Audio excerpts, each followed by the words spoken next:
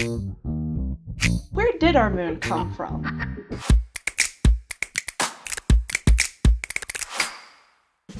Well, actually, there have been several theories over many decades. Earlier versions of lunar formation theories included capture, where the moon would have been a strayed planetoid.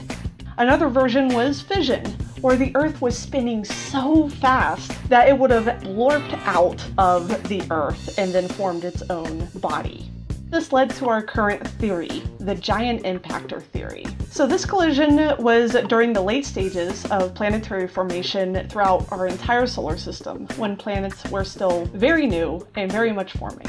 So this happened when Earth was just an embryo, a baby planet. And this was actually in a crash course collision with Theia, which is a Mars-sized planetoid. And this collision ripped apart early Earth's crust. And that crust then coalesced, it snowballed into a whole separate entity, which we now call the moon.